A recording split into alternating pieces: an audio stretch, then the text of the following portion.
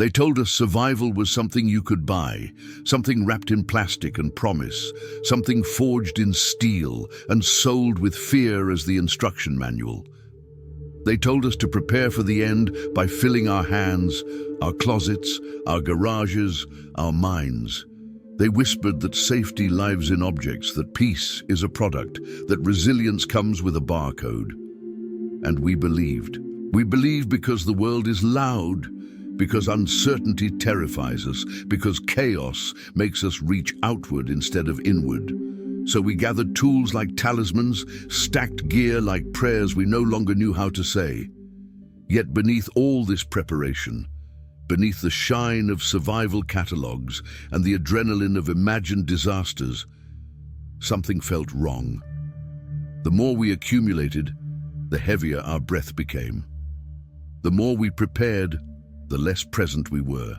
As if survival itself had been hijacked by consumption, turned into another performance, another race, another way to distract us from the simple truth we were running from. Look around and you'll see it everywhere. Shelves bending under the weight of things we fear we might need one day. Screens filled with videos telling us what to buy before it's too late. A culture obsessed with catastrophe, yet incapable of sitting quietly with itself. We train for collapse while ignoring the slow erosion already happening inside us. We practice surviving imaginary futures while failing to live the present moment. The irony is brutal. We are armed to the teeth with gear, but defenseless against our own restlessness. We own equipment designed to endure the wilderness, yet we crumble in silence, boredom, and stillness. We have become experts at external survival and amateurs at inner endurance. And in this contradiction, something sacred is lost. Because survival was never meant to be loud, it was never meant to be hoarded, it was never meant to separate us from ourselves. They sold us the myth that more tools equal more safety, that complexity equals strength. But nature has always whispered the opposite. The forest does not rush. The river does not stockpile. The mountain does not panic. Life survives through balance, through adaptation, through presence.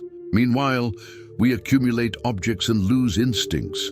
We buy solutions and forget wisdom. We memorize specs and forget silence.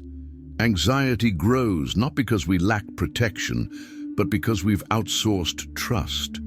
Trust in ourselves, trust in simplicity, trust in the quiet intelligence that once guided human beings long before instruction manuals and product reviews. We are drowning in gear and starving for clarity. Rich in possessions, poor in grounding, prepared for everything except the moment we are actually in. The survival industry mirrors the modern world perfectly.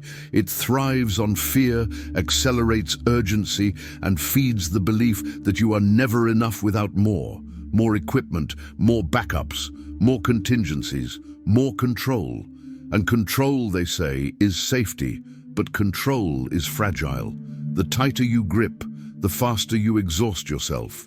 The heavier your load, the slower your steps. In trying to prepare for every possible collapse, we collapse under the weight of preparation itself.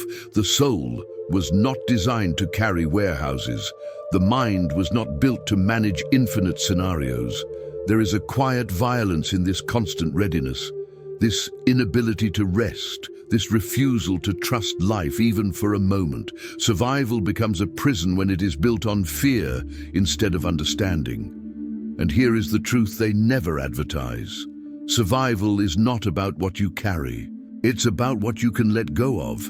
It's not about the sharpness of your tools, but the sharpness of your awareness. When everything falls apart, the most valuable asset is not hidden in a backpack.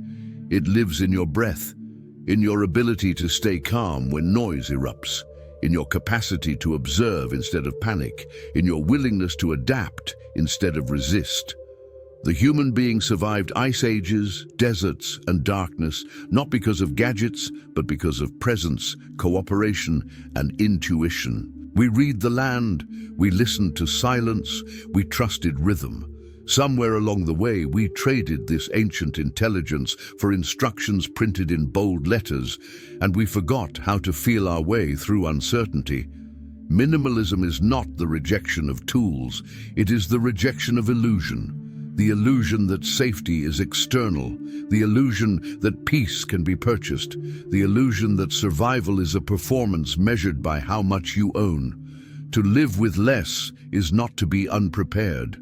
It is to be unburdened. It is to move freely, think clearly, and respond rather than react. When you strip life down to what truly matters, you discover that most of what you feared losing was never essential to begin with. You realize that survival begins in the nervous system, not the shopping cart. That resilience is trained in stillness, not in hoarding. That clarity is a sharper blade than any metal you could forge. There are tools you actually need, but they are rarely sold. They do not come in kits. They cannot be unboxed. They are cultivated slowly, painfully, honestly. One of them is attention, the ability to notice what is happening without drowning in it. Another is discipline, the quiet strength to do less, consume less, and resist the constant pull of excess. Another is humility, knowing that you cannot control everything and that this is not a weakness but a relief. There is patience, the art of waiting without anxiety. There is adaptability, the courage to change direction without clinging to plans. There is community, the forgotten power of not surviving alone. And there is presence, the most underestimated force of all. These are not glamorous tools. They don't photograph well, but when systems fail and noise fades, they remain. To slow down in a world addicted to urgency is an act of survival. To choose simplicity in a culture that worships excess is a form of quiet rebellion. To trust less in objects and more in awareness is to step out of the marketplace of fear. When you simplify, you hear yourself again. When you reduce, you remember what matters. When you stop accumulating, you start inhabiting your own life. This is the survival they never taught us, the survival of the soul, the survival of meaning, the survival of presence in an age designed to fragment attention and monetize anxiety. It is not dramatic, it is not loud, but it is real.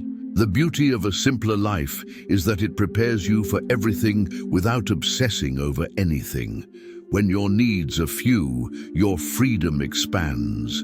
When your life is light, your movement is fluid. When your mind is uncluttered, decisions become clear.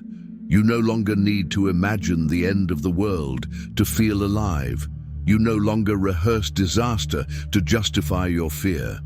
You learn to live fully now, which is the only preparation that has ever truly worked. The person who knows how to sit with discomfort, who can breathe through uncertainty, who can find meaning without distraction, is already resilient beyond measure. This kind of survival cannot be taken from you. It does not rust. It does not expire. So perhaps the greatest lie was not about gear at all.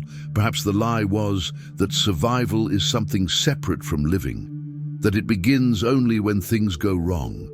The truth is simpler and more demanding.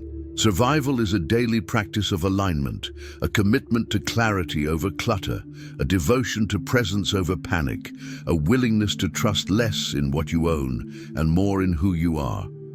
When you live this way, the world can shake and you remain rooted.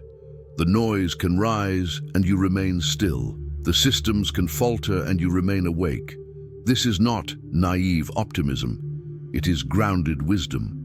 The revolution does not begin with buying less out of guilt, but with understanding more out of honesty. Understanding that peace is not postponed until safety is guaranteed. Understanding that control is an illusion, but awareness is real. Understanding that life was never meant to be stockpiled, only lived. When you choose simplicity, you are not escaping reality. You are meeting it fully. And in that meeting, something profound happens. Fear loosens its grip. The future stops haunting you. The present becomes enough. This is the survival they never sold you. Quiet, rooted, unshakable.